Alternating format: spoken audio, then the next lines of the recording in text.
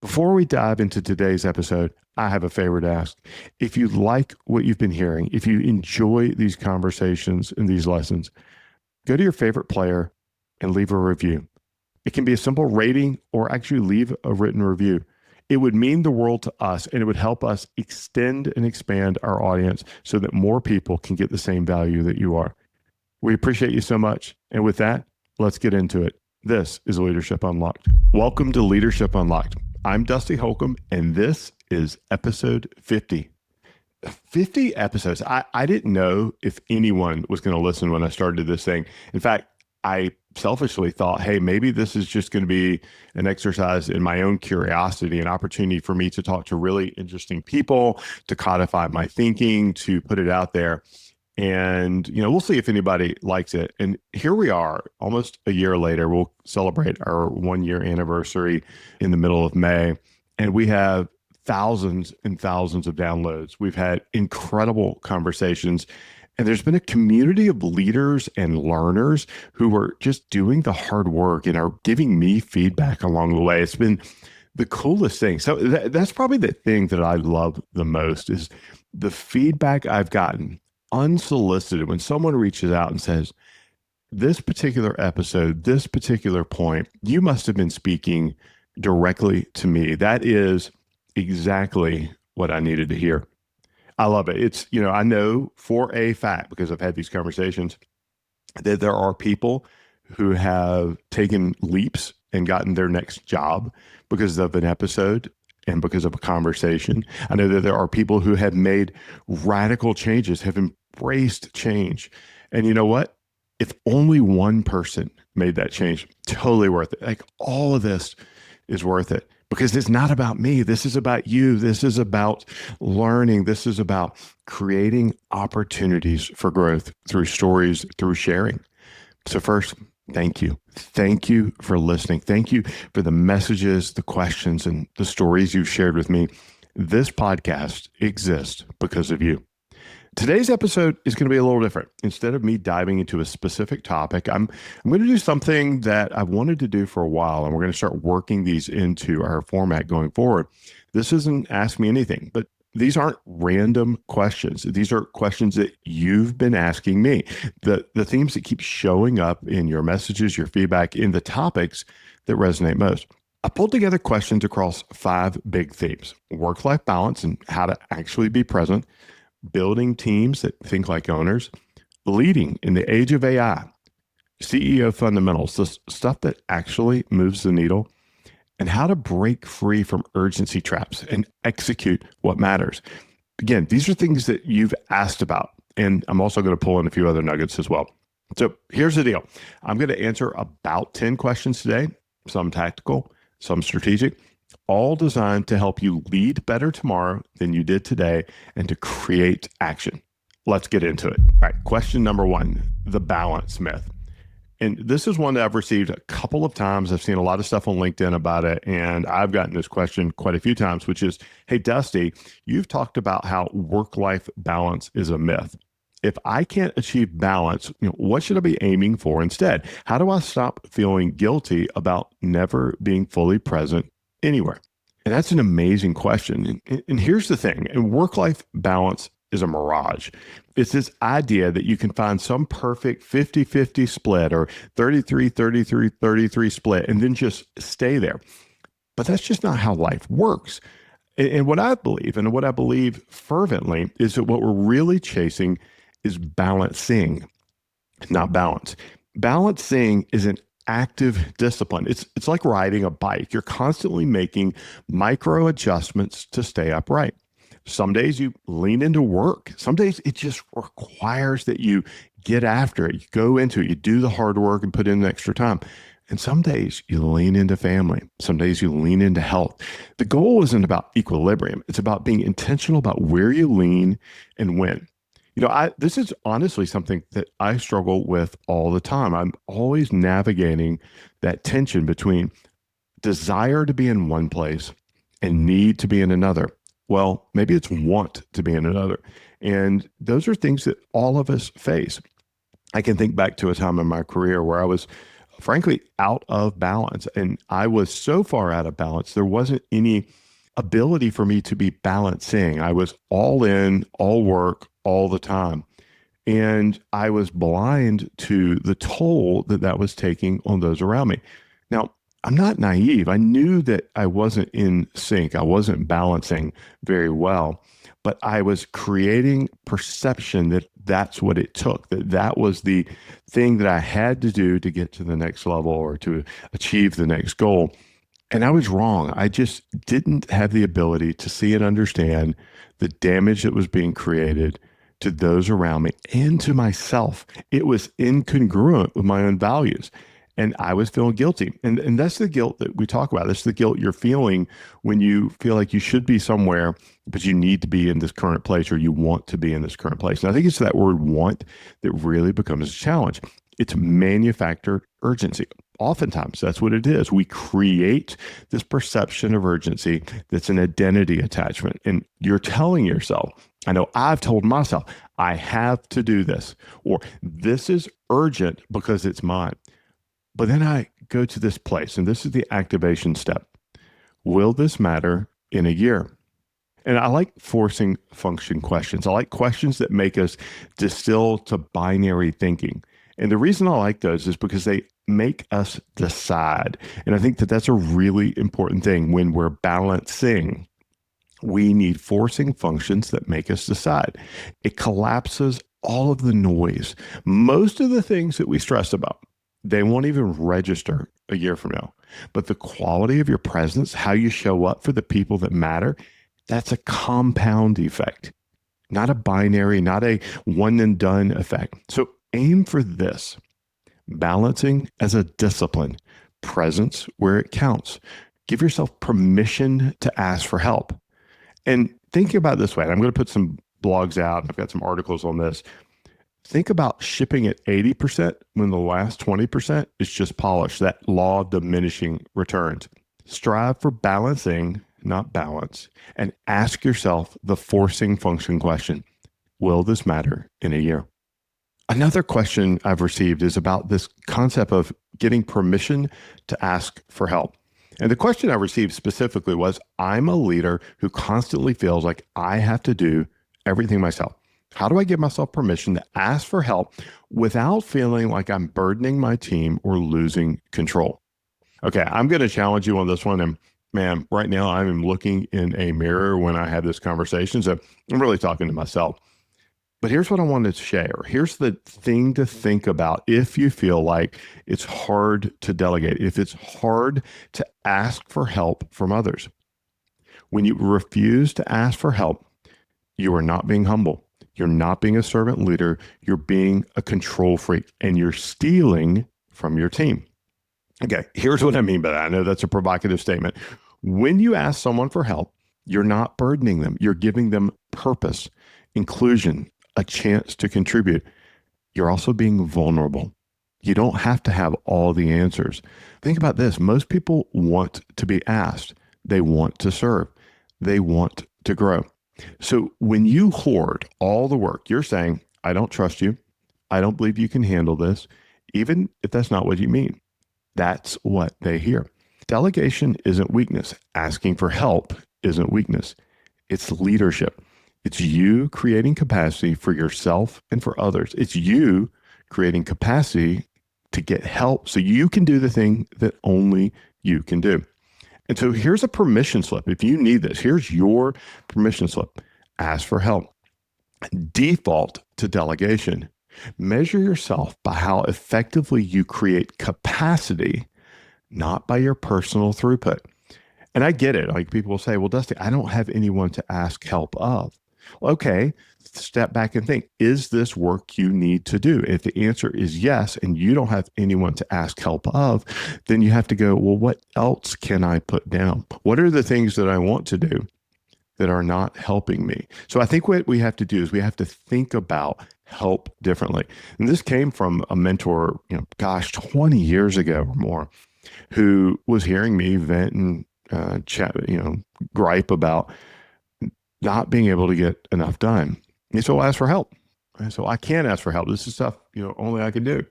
And, I don't want to burden them. And he goes, hold on a minute.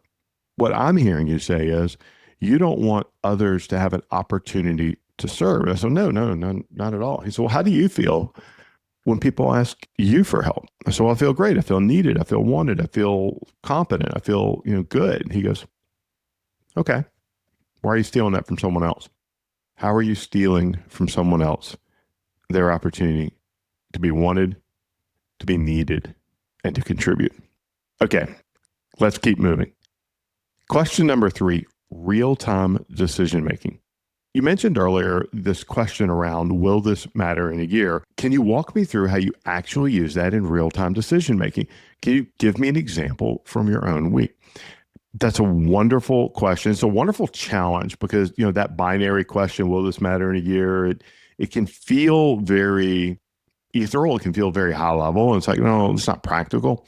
Well, here's how this works in real life. I use 3 different gates when I'm making decisions. These 3 gates of questions, or these 3 elements that I use to answer that question, are as follows. Number 1, the time gate, and that's the will this matter in a year question. If the answer is no, or if I have to think about it, it probably doesn't deserve my best energy. Now, I'm not saying that that is the only question we ask. In fact, that's why there's 2 more gates that we're going to talk about. And maybe the time frame's not right. Maybe it's, next week, next month, etc. But I like to use a year because so many things that we get so wrapped around the axle about don't have any meaning a year from now. And so we have to think about, is that going to be important or meaningful a year from now? Second gate is this importance gate. What is truly important right now? Not urgent, important. What aligns with my values, my goals, and my relationships? And then the third gate is the leverage gate. Who can help, or what system can handle this? And this is where delegation or automation comes in. So the first one, will this matter? If it's yes, how important is it? Amazing. Once we answer that, then we can say, and who can help? And so what we're doing when we walk through this process is we're going from action and activity based on reacting to something or focusing on something that's urgent to really prioritizing it well. And so I'll give you an example from my past week. In fact, I'll give you an example from the day I'm recording this. I have a lot going on right now. This is a very busy week. I've got some travel for clients. I have a new client onboarding. I've got a lot of things that are happening. And it would have been really easy for me to wake up this morning and skip my workout. And I'll admit, shamefully, that I've done too much of that over the last few years. But instead of saying, no, I'm going to skip it, I'll try to make it up tomorrow. Instead, I said, will this matter a year from now? Yes, it will. If I stay the course and do the thing, it will matter. And then how important is it? It's very important. Like, you build these healthy habits, you build the ability to create balancing if you do the little things. So what I did is I said, okay, well, what is it that I can do in a minimum amount of time that lets me check the box and say, yes, I worked out, I held to my goals, and how can I do it? And so I chose it. I worked out. But that was literally my decision process this morning. Will it matter? How important is it? And how can I leverage time? In this case, I was leveraging time to say, okay, instead of my normal hour or 90 minutes, let me get after it for 35 minutes, set a timer, and do the work. And that plays out so often for me on my morning walk as well. I don't need hours. I just need 5 to 10 to 15 minutes of an intentional pause. And I run through those gates all the time. And then I decide where my energy goes that day.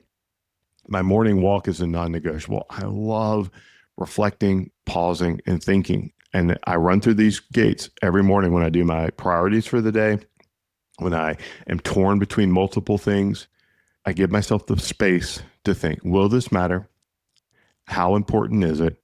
And how can I leverage systems and processes and people to ensure that it gets done? So the key is this: pause, prioritize, and give yourself permission. It's a loop, not a one-time reset. You're doing this all the time. Let me ask you something. Are you leading off of instinct? I mean, you've got the vision, you've built the thing, but most leaders I talk to are still flying without a system. Vision to Victory, the mastermind, changes that. It's a 12-week experience where we install the leadership operating system you've always needed: purpose, strategy, cadence, metrics, execution. This isn't a course. It's not more content. It's a small group of leaders who are done chasing clarity and ready to lead with it. You'll walk out with a full leadership operating system, a trusted circle of peers, and a repeatable way to scale without losing yourself along the way. There are only 12 seats in this group, and most are already spoken for. It's an application-only process. Go to arcusgroup.com/mastermind to apply. Okay, shifting gears a bit. This question number 4 is about building ownership from scratch. The question I received was, I'm building a team from scratch and I want them to think like owners, not just employees. Where do I even start? What's the first conversation that I need to have? Okay, so building a team that thinks like owners is not a quick fix. It's like eating an elephant one bite at a time, but here's how I would recommend that you start. Step 1, you have to get crystal clear on your why. Why does the organization exist beyond making money? What's the purpose? If you don't know that, your team never will. If you don't have that deeply codified for yourself, it shows up in how you engage, interact, and the energy you bring to the organization. Step number 2, you have to cast the vision. You have to create a platform of understanding. You don't just tell people what to do. You help them connect their own dots. You create space for them to understand how their purpose connects to the company's mission. And that's so important. This concept of connecting the dots so people can take their purpose, their work, their time, and connect it to meaning. Because that's what ownership is I understand and feel invested in this outcome, whether I'm an employee or actually an owner.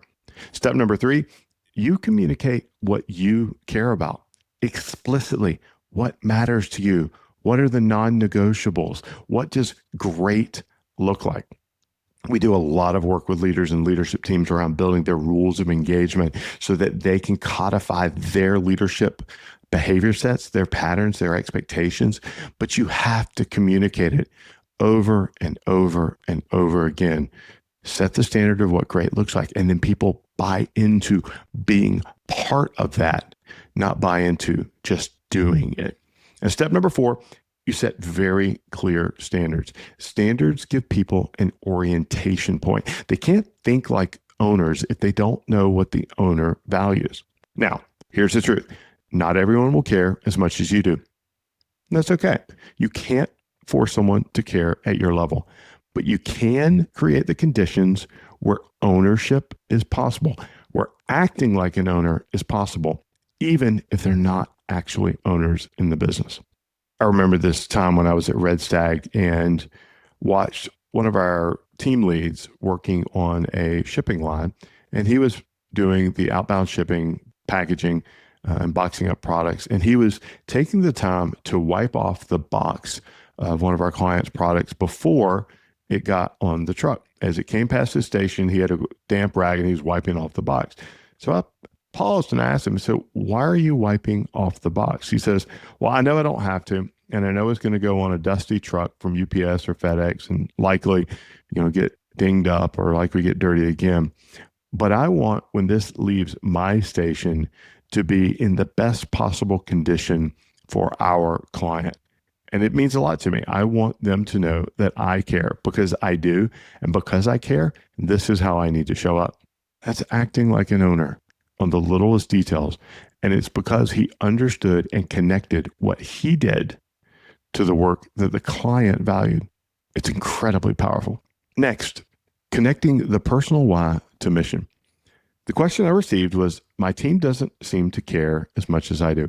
How do I get them to connect their own personal why to the company's mission without forcing it or being manipulative? Short answer, you can't force it.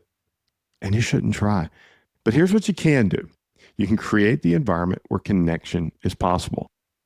You codify the mission. You cast it repeatedly, not once, but over and over and over again in different ways until people actually hear it. And then you connect it to their daily work. You help them see that what they do contributes to something bigger. And some people won't connect, and that's not a failure. That's not a fit issue. Not everyone belongs on every team, and that's okay. Your job is to be clear, consistent, and patient. The people who are supposed to be there will connect. The ones who don't, they will self-select out. I used to tell every team member when I was at AAA and when I spoke to every new hire and every new hire group, and I would let them know, hey, these are our core values. These are the things that we believe in. This is how we make decisions as an organization. And I share this not saying that you have to assimilate and you have to have all of these values from day one, but I share it so that you understand what's important here. And if these are the things that you hold as very important, you will do well here. And if you don't, that's okay. But understand the behaviors associated with these core values are not negotiable. That's what we do. If you don't behave in these ways, if you have behaviors that are incongruent or inconsistent with our values, you're not going to be successful here. And that's okay too. But I want you to know who we are, what we believe, and why we think it's so important. And it was always amazing for me to watch the people who had those same values. They leaned in, they got a little more excited. They sat up a little straighter. And the ones that didn't, they leaned back. And you could always tell the ones that weren't going to make the transition. It's okay. Connect what you do as an organization, what you believe as a leader to your folks, and repeat it so often that it echoes. Repeat it so many times that it's said when you aren't even in the room. All right, this next question is one that I absolutely loved. And it was, hey, Dusty, AI tools are everywhere, but I'm still just using them for basic tasks. Based on some of the things you've written and shared, I know that you've built systems that actually leverage AI strategically. How can I shift my mindset from AI as a tool to AI as a team member? Okay, this is huge, and this is something I'm really passionate about, and it's a continuous evolution in my thinking and work in progress. And this is where I think most people are getting this wrong. We need to stop treating AI like a search engine or a call and respond mechanism, and stop using it for just casual back and forth conversations. And those are good. I'm not denigrating those as capabilities or value creators, but start thinking about AI as a highly capable specialist employee who needs your leadership. Here's the shift. AI needs three things from you, just like a human team member. In fact, I think if we become better leaders of AI processes, AI workflows, we actually might become better leaders of people because it's forcing us to do these three things. Number one, clear outcomes. What are you creating? What does great look like when it's done? Can you answer that? And you may not know the exact output answer, but you have to have a vision. You have to have a end state in mind, and telling AI tools, hey, this is what I'm trying to build. This is what I'm thinking. What am I missing? What do you recommend? What questions do you have? Codifying what great looks like. It works whether it's an AI team member or a human team member. Number two, quality standards. What is acceptable along the way? What examples of success can you show the tool? Just like with people, if we show people what great looks like, they're much more likely to emulate that behavior. They're much more likely to demonstrate those same capabilities. We have to do the same thing for AI. And efficiency design. How do you minimize repetitive, low value work so you can focus in your zone of genius? How do you delegate? And that's really, really important. And it works with people and with tools. So my process here, or my thinking here, is that we can take the best things that make us the best leaders of others, and we apply those same three principles to AI tools. Here's an example. I built an automated content engine. Every day I capture ideas from calls, screenshots, transcripts, voice notes, and at night, I built an automated core process that scores those ideas, ranks them, and then uploads the best ones to our Airtable content engine. I wake up to a library of my best content ideas, already prioritized based on what you, the listener, wants to hear. It's not magic, it's leadership. I defined the outcomes, set the quality bar, and engineered the system. So if you want to use AI strategically, stop asking it to act like an expert. Start leading it like an employee. Staying on this theme, the AI filter and focus. Dusty, I am overwhelmed by the pace of AI development. How do I keep up without getting distracted by every new shiny tool? And what's your filter for deciding what's worth investing time in? You're going to miss things. You're not going to be able to do everything. If you spend all of your time exploring and learning about the newest tool, what you're actually doing is distributing all of your knowledge, time, and talent at a surface level. Become an expert. Leverage the things that create value. Here's my filter. Does this solve a real problem I have right now? Not a hypothetical problem, not a maybe someday problem, it'd be really cool if it did this problem, a real current bottleneck in my work. If the answer is yes, I'll invest the time. If not, I'll wait. I'll put it on my maybe one day list. And I'll be honest with you, a lot of those lists I never go back and look at because I've moved on to things that are really solving problems. I do give myself permission to change. What I build today may be obsolete in 6 months, and that's okay. The goal isn't perfection, it's leverage right now. So my advice, pick one problem, find one tool, build one system, get value, and then move to the next one. Don't try to learn everything. Learn what matters. Learn how you can create impact right now, how you can activate a tool or a system to solve a problem right now. Okay, let's shift to CEO fundamentals. Question number 8, the CEO's rule of 3. The question I received was, hey, Dusty, you've taught about the CEO's rule of 3, culture, vision, and resource allocation. If I could only focus on one of those this quarter, what would you choose and why? Okay, this is a tough question because all 3 matter. But if I had to pick one, vision. Here's why. Vision is the connective tissue. When your vision is clear, codified, cast, and connected, it informs culture and resource allocation. If people understand where you're going, they make better decisions. They self-correct, they align without micromanaging. But vision without execution is just noise. So here's what you do. You codify it, you write it down, and you make it concrete.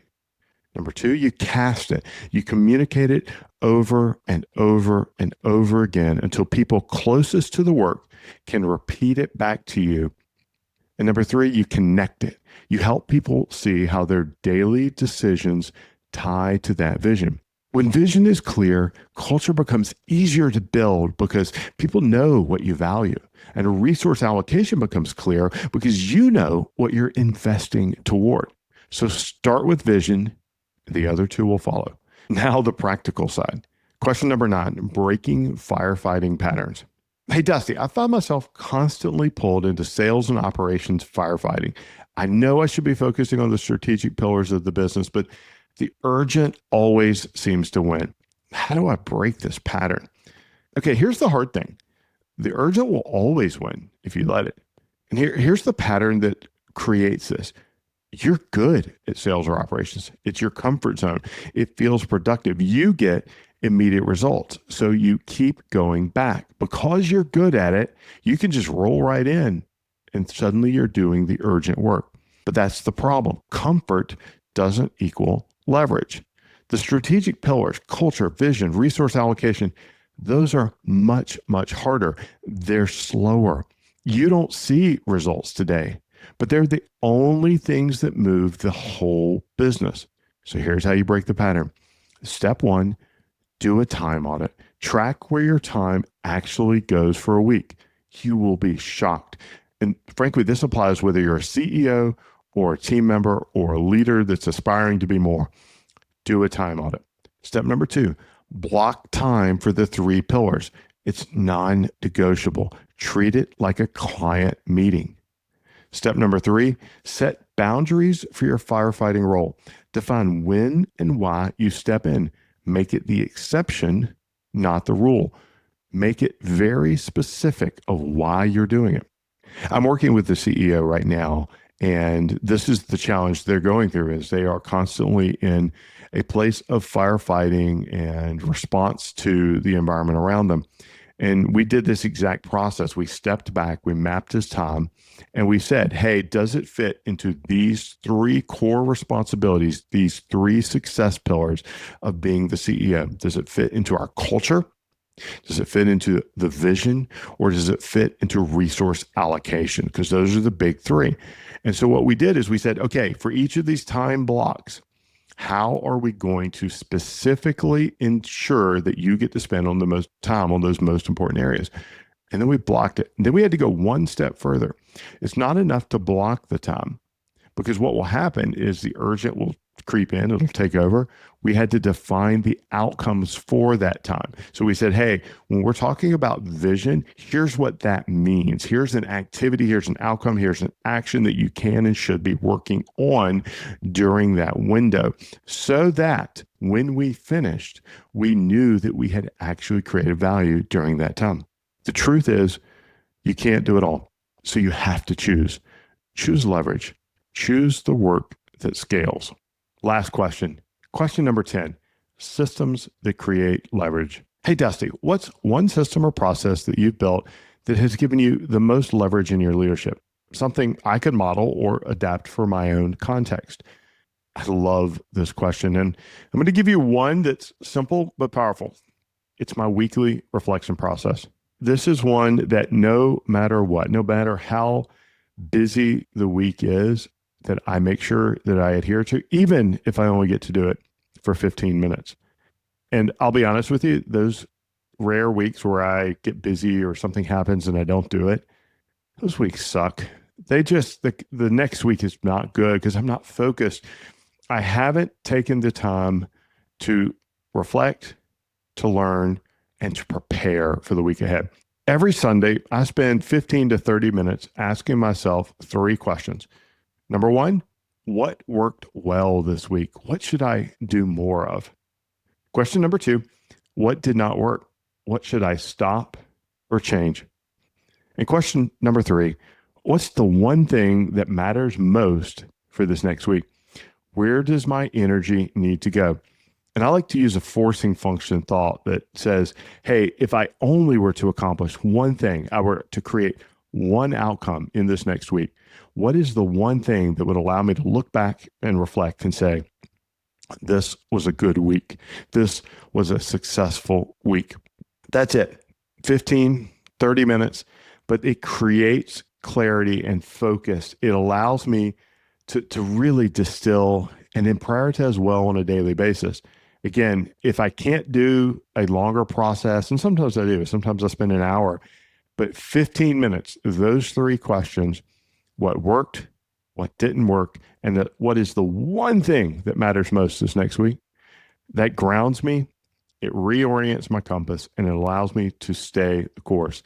It forces me to pause, to learn, to prioritize. Most leaders just roll from week to week without ever stopping to think, without ever stopping to look up and say, am I on the right path? Am I on the right course? This system keeps me from repeating mistakes. It helps me double down on what's working, and it ensures that I start every week with intention. And I have an additional practice where I mirror this on a daily basis and treat each day as that same intentional exercise in productivity or in focus. But if you want to start with one thing to model and you only want to start with one, start there. Build a reflection habit. Weekly, monthly, quarterly, whatever rhythm works, build the habit. So those are the 10 questions. And that's episode 50. I cannot believe that we're here. Again, when I started this podcast, I didn't know if 10 people would listen, but here we are, 50 episodes, thousands and thousands of conversations, and a community of leaders who are doing hard, important work. Thank you. Thank you for listening. Thank you for sharing these episodes. Thank you for reaching out with your questions and your stories. This podcast exists because of you. As we head into the next 50 episodes, I'm excited. I'm excited to go deeper on leadership in the age of AI. I'm excited to explore how great leaders build systems that scale. And I'm excited to keep having these conversations that matter. Hey, before you go, if this episode helped you see leadership differently, I have 3 personal requests. First, and this is the most important one, share this with one leader who needs it. Think of someone in your network who's frustrated with their team's execution or is trying to scale their own impact. Copy this episode link right now and text them, hey, I just listened to this episode and I think you'll get real value from it. That simple act of sharing, that is servant leadership in action. Second, subscribe to Leadership Unlocked. Whether you're on Apple Podcasts, Spotify, YouTube, or your favorite podcast player, just hit subscribe or the follow button. That way you won't miss the next episode and it helps us reach more leaders like you. And third, if you're willing, this would be a huge help for us. Leave a 5-star rating and write a quick review. I know it takes 60 seconds of your time, but here's what it does. It helps other leaders discover the show. Every rating, every review, it's how we expand our impact together. So those 3 things, share with a friend, subscribe, leave a review. I'm deeply appreciative and that would give us so much help. Thanks for being part of the Leadership Unlocked community. Now go create some clarity for others.